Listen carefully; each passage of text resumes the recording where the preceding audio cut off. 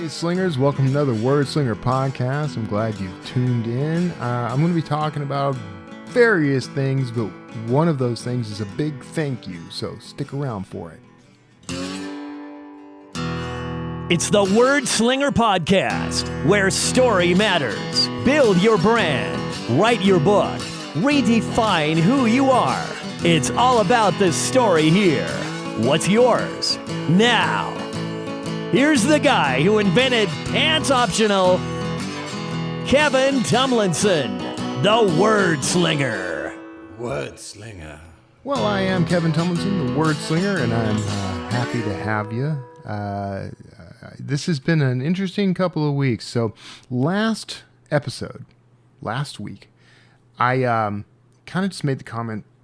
I asked the question, does anybody really care about the show? Are you listening? Are you out there? Now, you know, I've asked that sort of thing before. I've kind of pointed out to people that, you know, I don't get a lot of feedback. You don't get a lot of feedback as a podcaster or as an author or YouTuber, apparently. Although you get more, you can see it more often on YouTube because of the comments. But I don't get a ton of feedback as a writer or a podcaster usually. So every now and then I'll kind of shake the tree and say, you know, are you out there? And this time around, I have to say, I got this overwhelming response from people who listen to the show. A lot of people were very vocal. Please don't end the show because I listen to it. I listen to it when I'm driving or when I do dishes or whatever. And they would say, you guys said some of the kindest things. I mean, you know, you like that I'm authentic, that I don't really hold back. I share the whole thing. I'm an open book, and I include you on every page. So it was touching. I'm going to try not to get emotional, but it was very touching. So I am very grateful to all of you who took the time to write in, either email or comment or, whatever. A lot of people popped in on Substack, which you can find, you know, you can find this podcast, by the way, wordslingerpodcast.com takes you to the Substack where it's hosted. But if you look me up on Substack, it's Kevin Tumlinson at substack.com. I'm writing something there every week, sometimes more than once a week. I post on there. It's like a social media platform as well as like a blogging platform, if you're unfamiliar with how it works. So pop on over, say hello. Make sure that you're following me there. Subscribe if you'd like. If you're looking to support me in this show financially, you could do that by becoming a paid subscriber. So just putting that all out there. So interesting things are in the works since the last time we talked. I kind of mentioned some of this. We were already kind of tinkering with this, playing around with it, but it's official now. So Kara and I we've decided we're going to go ahead and downsize. And so what we've been doing for the past couple of weeks is packing things. I say packing. It's hard to describe what we're doing. We're actually not packing. We're just pulling everything out and we are sorting it into little piles.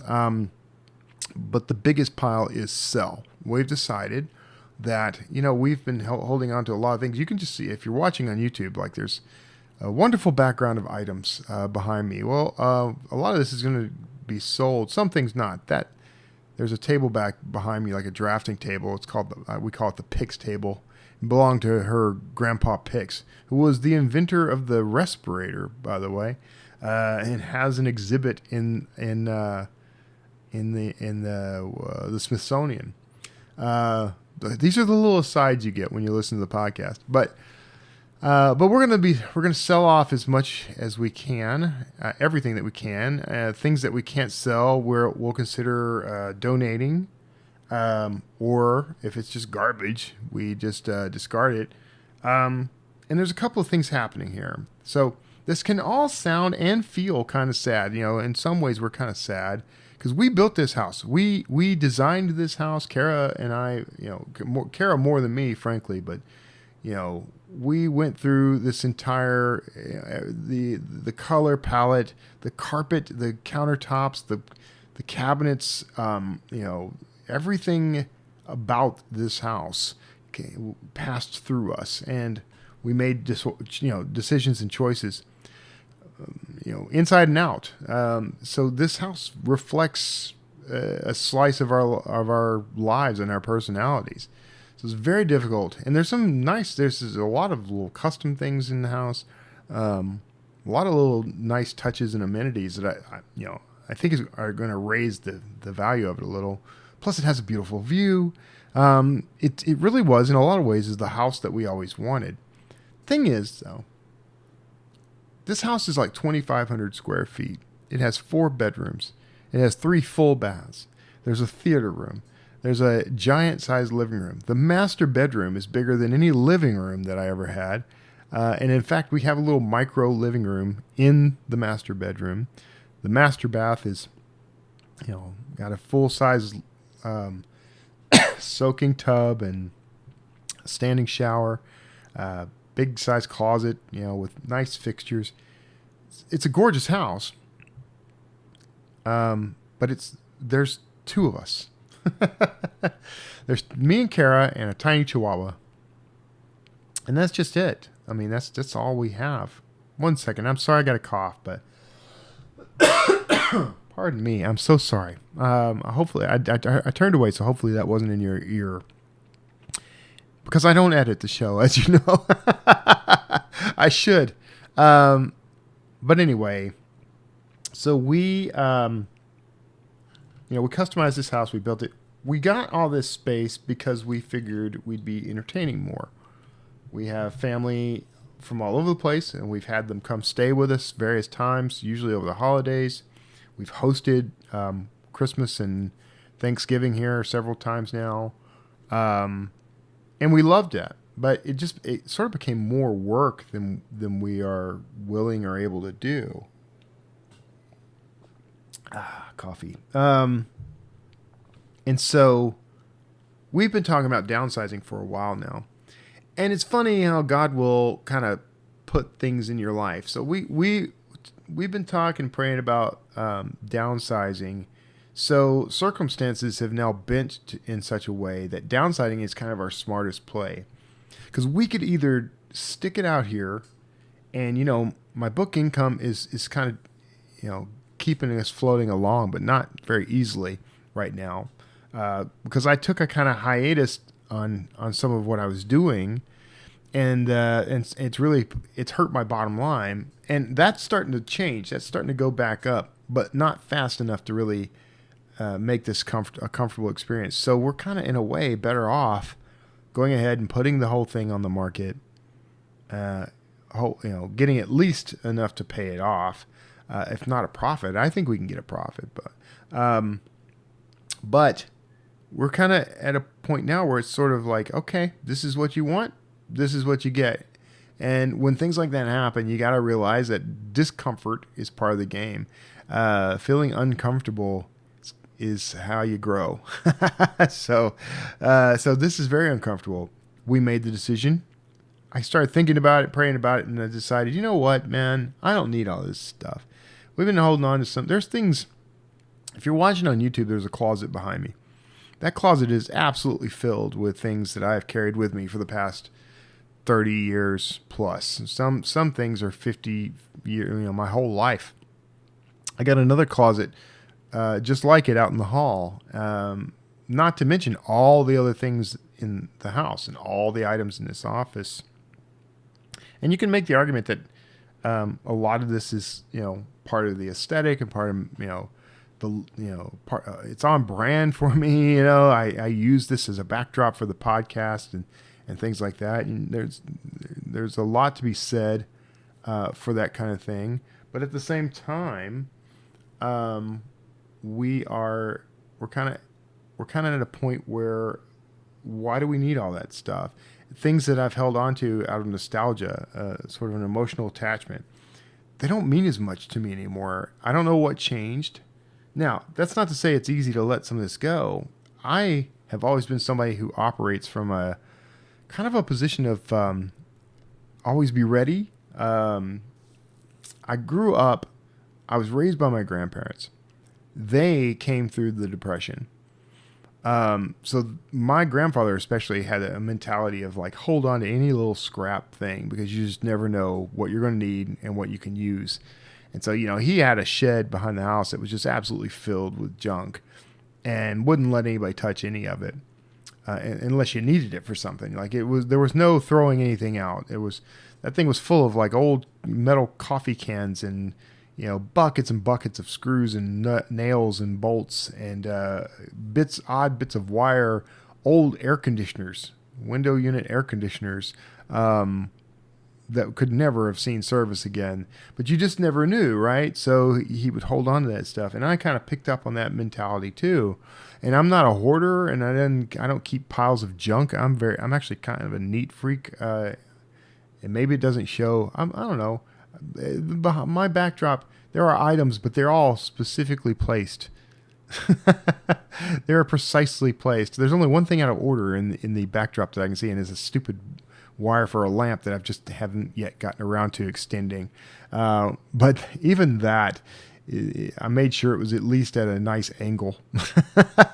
But so I mean, I'm always real neat about it. I have organized little crates, but we went through all of our electronic ancillary stuff that we had between the two of us. My wife brought out this little kit, this little crate, and she's like, I don't need all these wires and everything. And it's a bunch of old like iPhone charging cables and those little plugs, little USB plugs that you get with everything. And I'm like, oh, that's cute. And I proceed to pull out like 4 of those, and they are crammed full of old cables. And this is after having gotten rid of a bunch of proprietary cables several years ago, before we ever even got on the road the first time. I made myself get rid of this mass of old wires from like printers and proprietary cables from things that didn't even exist anymore. Like the specialized cable for a zip drive. Do you even know what a zip drive is? I don't have a zip drive anymore. At least I don't think I do. There may be one buried in the crap here somewhere, but I think I still have the zip disks. That's what's funny.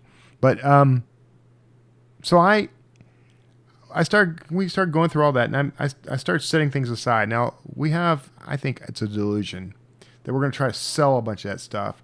Nobody's going to buy that stuff. I'm going to just kind of secretly stash it in a garbage bag and take it to Goodwill or something when Kara's not looking. So that's how she doesn't listen to the show, because she won't stop me. But I don't know how this happened, but we got like 6 pairs of old AirPods, and I've got a bunch of old laptops, and I've always held on to that stuff because you never know. Well, here's the thing. All that stuff that I held on to, because you just never know, it's been decades since I've used any of that stuff. And if you haven't used it in 10 years, you just aren't going to use it.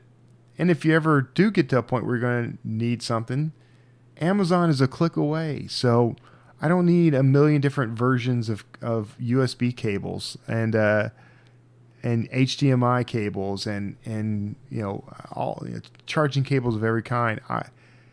I don't think it's a waste of money to get rid of that stuff so that I'm not paying to store it or something, or it's not taking up space or weight in my life. If it turns out I need it, literally every gas station, if you stop at a gas station, you can buy an iPhone charging cable. So it's not like I'm not going to be able to find one. So that's where I'm at. I'm going to start selling all that stuff off. I've got other things that are going to be a little harder and hurt a little more to sell. Like if you look behind me on YouTube, I have several. That's just 2 of them, but I've got several like vintage typewriters, including like an old Underwood that weighs like 100 pounds. I love typewriters. I love them symbolically. I used to write on typewriters, but I'm never going to use a typewriter again. Why would I? I mean, unless something happens in the I don't know. There's the electromagnetic field of the Earth flips, and you can't use electronics anymore. I guess I would write on a typewriter. I think I would probably just use a pen and ink for a while. Um, so yeah, those are gonna go. I got if you know the shelves behind me also have a bunch of old vintage cameras, a vintage microphone, projectors. These are all cool things. It's not that I don't like them or don't want them anymore per se. It's really just that they don't serve a purpose in my life anymore. So I'm looking to trim all that fat too. And if I can get money for any of that stuff, it helps in moving forward. We sold our bed and our nightstands the other day on Facebook Marketplace for only a few $100. I mean, we probably spent like $3,000 on that set, but we bought that back in like 2010. and so it's been, it's been 15 years since we bought that. We've moved several times since then. It has spent literal years in storage at times while we were on the road.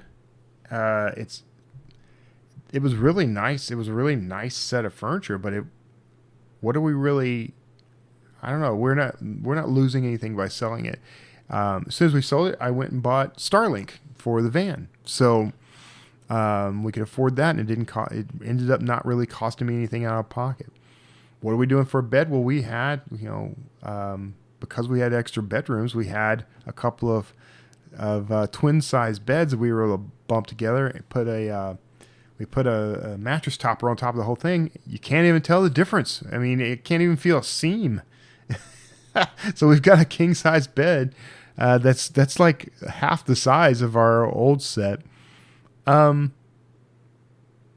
yeah, it's things like that. We've got a dining table that we've had since our early days in our marriage. That's really nice, but it's huge. And if we downsize, we don't need a massive table, so we're gonna sell it. And the living room furniture, we're gonna sell all that because furniture's easy, man. I'm like the furniture whisperer. I end up finding deals or just free furniture or something all the time anyway. It drives Kara nuts because I'll come home with things.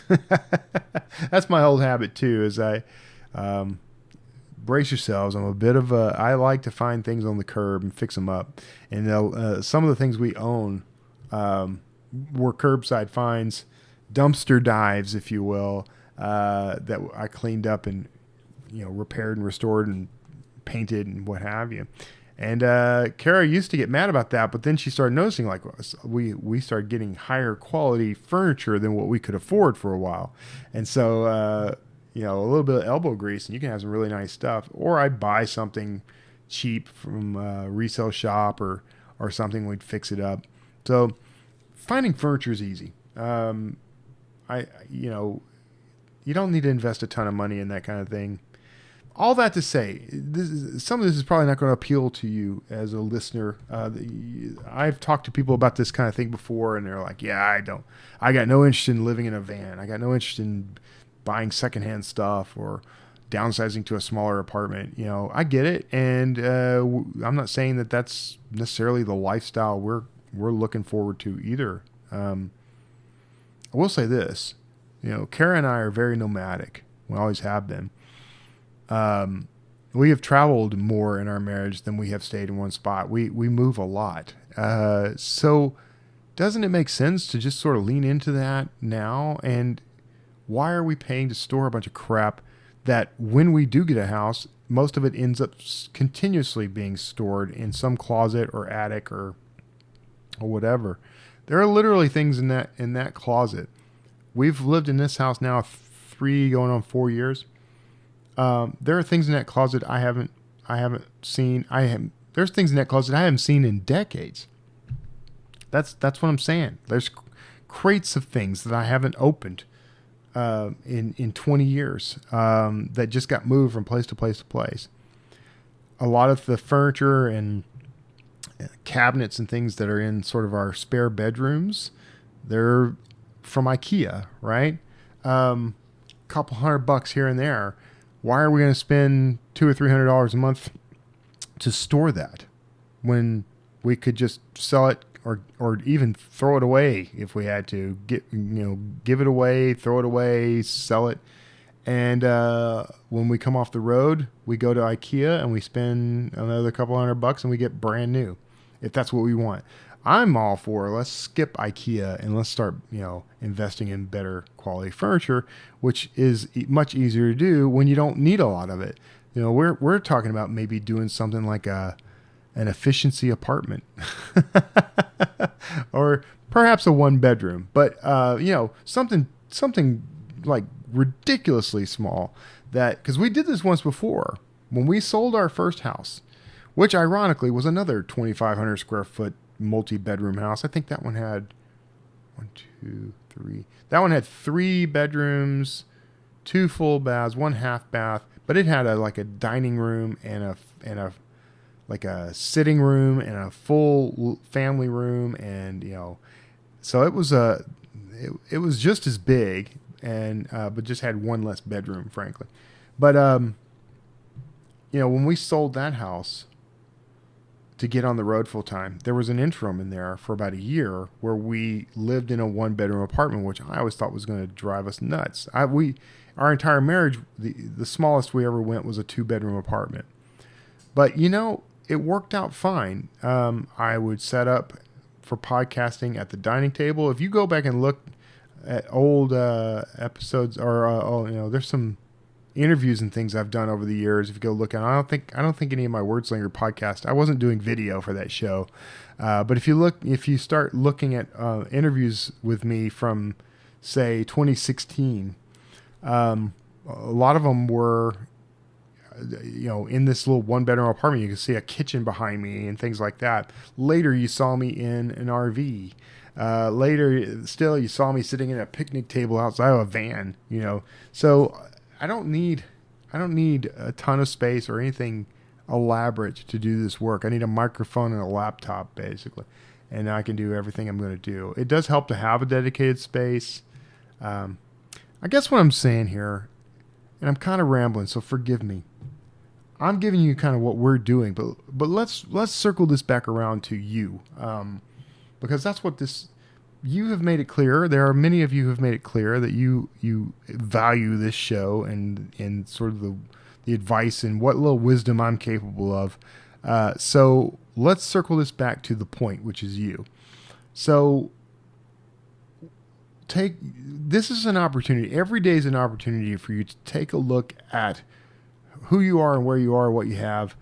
I would say that you would be wise to start letting experience be the thing that you're after, and value experience over possessions. Because I wrote this in one of my Moleskines the other day, because and by the way, I had to restart on October, I think the 2nd. On the 28th was the day that I restarted, actually. So fresh new notebook. But anyway, I wrote that the realization hit me that if you were to reach the moment of your death and you had nothing except a head full of good memories and experiences, and then at the same moment a multi-billionaire is reaching the moment of his or her death, and they have 6 mansions and a private jet and an original #1 Superman action comic. They've been best friends with some of the wealthiest and most influential people in the world, and you're both reaching your deaths, your final breath at the same moment. You're both equal. You have both accomplished the exact same thing. It doesn't matter that you died with nothing while he died with everything. You both end up in the same ground. And really the only thing that matters is the legacy you leave behind. Now, as someone wealthy, as a billionaire, you have the potential to impact many more lives than somebody who has nothing. But let's flip it around, because there have been many people in history. Look at Gandhi, Mother Teresa, Look at some of the ancient philosophers who died penniless. Maybe they were even tortured to death, but they left a legacy of wisdom, kindness, and love that changed the world in ways that, name the richest person from 1700. Name the richest person from any given century. You have to kind of get toward the 20th century before you can even start remembering any of those names. And I guarantee you, give it another century and those names will probably be forgotten too. But the Rockefellers and that sort of thing, we might remember some of these people for the things they left behind, the legacy they left behind. But for the most part, unless they built something lasting like that, we don't remember who they are anyway. But we remember plenty of people who had not a penny to their name and influenced the world in big positive ways. I mean, look at Christ. Whether you believe in Jesus as being the Son of God or the personification of God or some form of supernatural spirituality in any way, if you don't believe that, I understand. But whether you believe it or not, you cannot deny that this son of a carpenter who walked everywhere he went and hitched rides in boats and rode on donkeys had a positive influence on the entire world, and has continued to do so for 2,000 years. Sorry, I got a little piece of lint on my shoulder there, and I can't seem to get it off. If you're watching, you're seeing my OCD kick in. So it's not going away. I think it's bleached. Isn't that fun? I've got to get new t-shirts. Or do I? Do I? So I'm not making an argument, by the way, here for poverty or for, refusing to own any possessions. I'm making an argument here that whether you have the possessions or not isn't the point. The game is, what kind of legacy are you going to leave behind? What kind of person are you, and what kind of experiences are you going to have? Another thing that I wrote in my Moleskine notebook, I write these 3 pieces of wisdom, as you may be aware, every day. And then I write journal entries and gratitude and things like that around it. But one of those was eliminate anything that prevents you from having a good experience. The point is the experience. That's what I think is the moral here. Kara and I did the van life before. That was how we spent our COVID vacation. But we were limited because of COVID. We were limited. We weren't able to go to as many places. Some places were shut down. Restaurants tended to be iffy. It's hard sometimes to find even a public restroom. That's the whole reason we even owned the van. It's because we couldn't find public restrooms that were open and available. But the point here is, we're getting into the van again, as somewhat out of necessity, but we decided let's embrace the whole thing and race toward it rather than fighting it. Let's get excited about it. Let's get happy about it, because yes, there's a little bit of sadness in letting go of a house that we crafted ourselves, and a little bit of anxiety about letting go of things we've held on to for so long. But if we can reduce our footprint, reduce our weight in the world, that stuff weighs on your soul. And if you can let that stuff go and embrace the experience that you're going to have, you can find peace. You can find joy. You can find fulfillment. I think the purpose of my life has been about, I have a mission statement, which is escaping me right now for some reason. Normally I rattle this thing right off my head.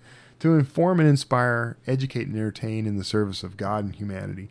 And I try to live by that. Well, isn't it going to be much easier for me to live by those 4 tenets if I am not so worried about how I'm going to pay for the storage where I'm keeping my stuff, or pay for the roof over my head? I think it will be. And in the meantime, I'm not opposed to making more money and eventually owning things. I'm not opposed to any of that. I think I want to own things of higher quality. That's a big part of this too, by the way. the way I see it is there's a lot of stuff I'm holding on to that's garbage. I mean, it's, if not pure garbage, I mean, it's, you know, I can only afford certain things over the course of my life. And so it's not high quality. But if I downsize and as I go, I only spend money on things that are high quality, then I end up better off and more enriched by the end of it. That's a philosophy. So anyway, if you've listened this long, you're a hero. I appreciate it. 30 minutes in, and it's a lot of rambling. And this is kind of a sounding board for me as well. But I just want you to know, you don't have to commit to a minimalist lifestyle or get rid of all your possessions. I'm not trying to start a cult here. What I am trying to start is a movement toward the idea that experience is more important than possession. And so I want you to think about that. And the thing that you're probably the most uncomfortable about and gives you the most pain when you think about letting go of it, try to ask yourself why that is. What is it about it? What's the emotional attachment? Because a lot of times it's just your ego. Your ego is identified with this thing in some way. We stumbled across. My wife pulled some things out of a closet that I haven't seen since before we moved in, and she's talking about selling them. And I had this sort of visceral reaction to it, and I'm like, why? I haven't seen that thing, haven't used it, haven't had any. I forgot it existed. Literally forgot it existed. Had it never shown up again, it would never have impacted me. But because I saw it in a box of things to sell, my immediate reaction was to try to pull it out and save it. So that's ego, because our ego tends to identify with things. It's worried that without touch points, without solid things to hold on to, we'll stop existing.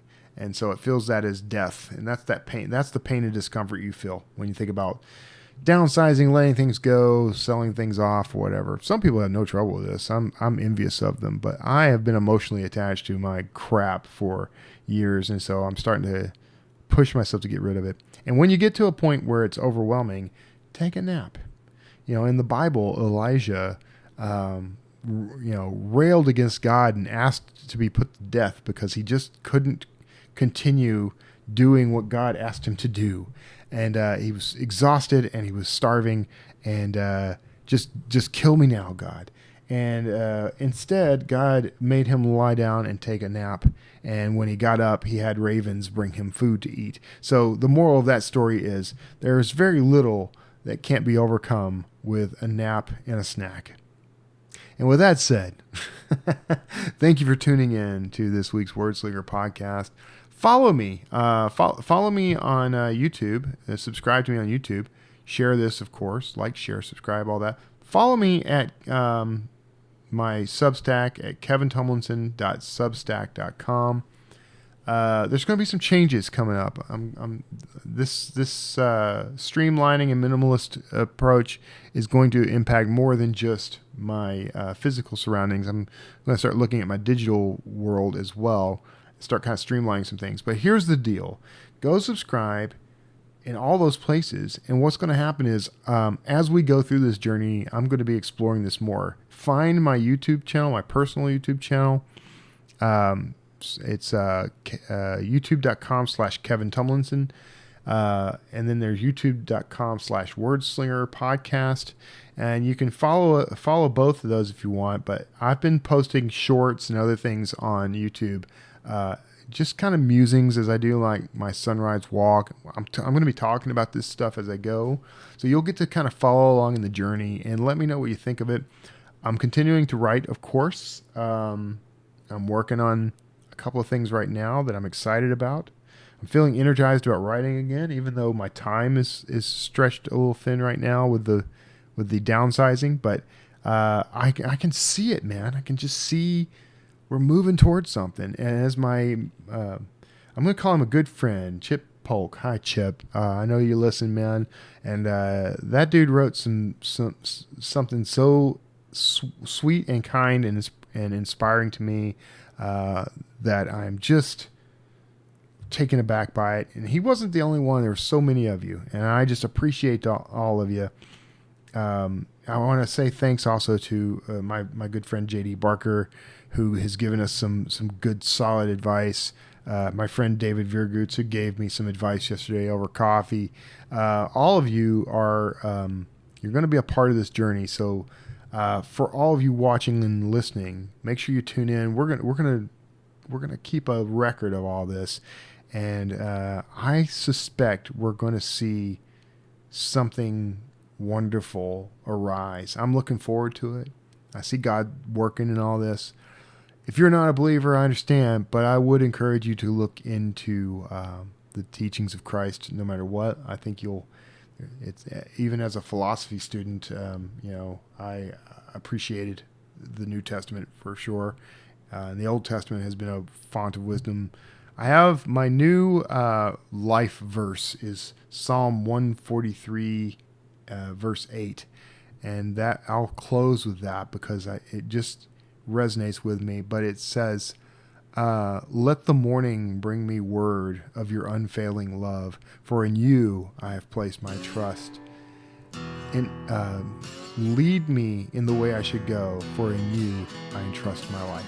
So that's my new life verse. So anyway, God bless you. Take care of yourselves. For the non-religious among you, thanks for sticking through all that. And I hope you will reach out and say hello. And I'll talk to everybody later. God bless. See ya. Wordslinger.